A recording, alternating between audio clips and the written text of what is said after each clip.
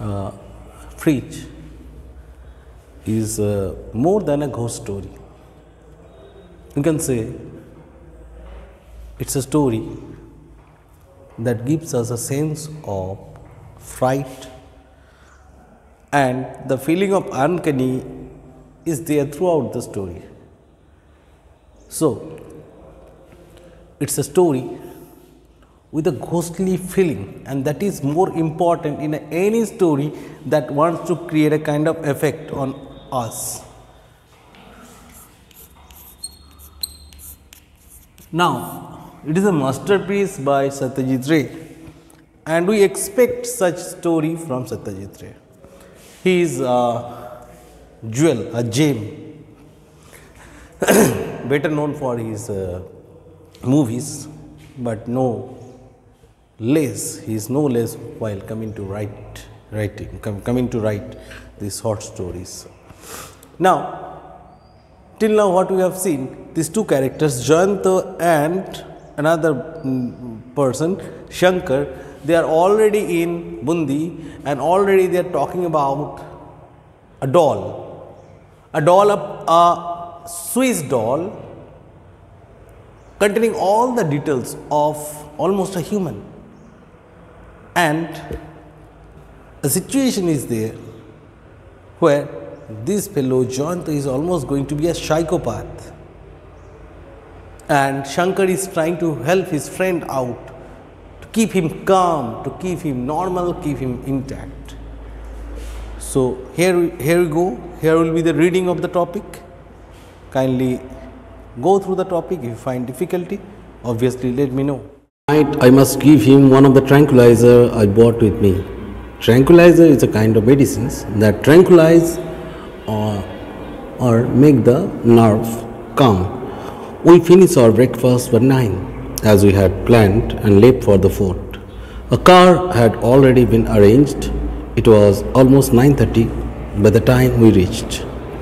Some of Jayanta's old forgotten memories began coming back again, though fortunately they had nothing to do with this doll. In fact, his youthful exuberance made me think he had forgotten everything. Exuberance stands for rejoice or enjoy. So, next day he was enjoying the scenery and the sights. So that made Shankar think that his friend had forgotten all the events of his past, and obviously of the last night, the appearance of Fridge. Some of Jayanta's old forgotten memories began coming back again, though he forgot the bad part of it, the part related to Fridge. There, that elephant on the top of the gate, he exclaimed, and the turrets mean the small towers, and here is the bed made of silver, and the throne. Look at the picture on the wall. I saw it the last time. But within an hour, his enthusiasm began to wane. His spirit got fed up. I was so engrossed myself that I did not notice it at first.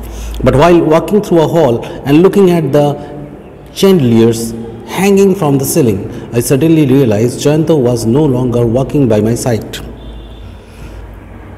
Where was he?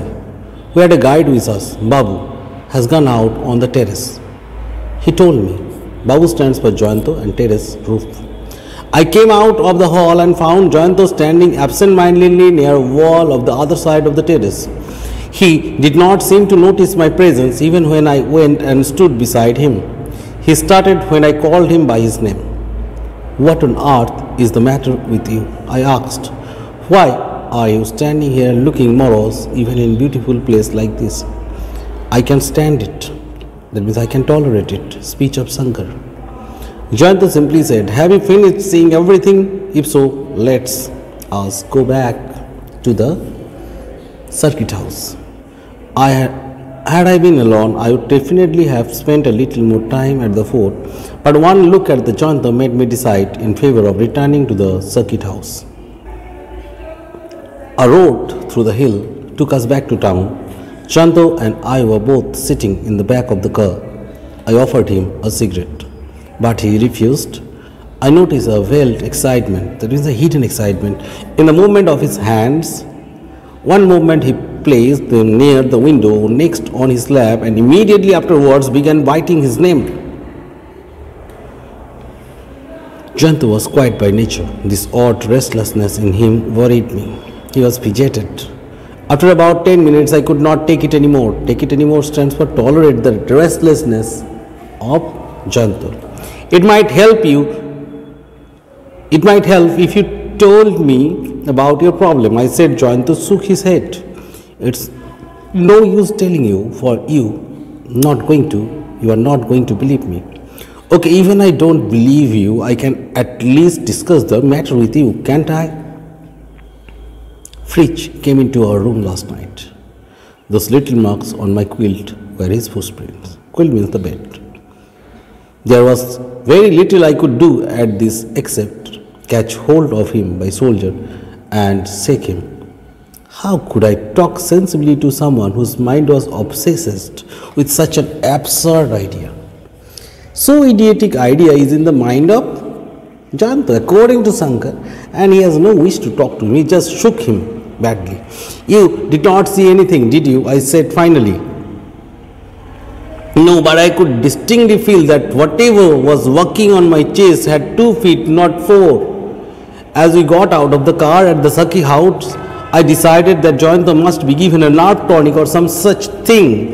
37-year-old man to be upset by a simple memory from his childhood. I said to Jayanta upon reaching our room, it's nearly 12 o'clock. Should he not be thinking of having a bath? You go fast, said Jayanta, and flung himself on the bed. An idea came to my mind in the bath. Perhaps this was the only way to bring Jayanta back to normalcy.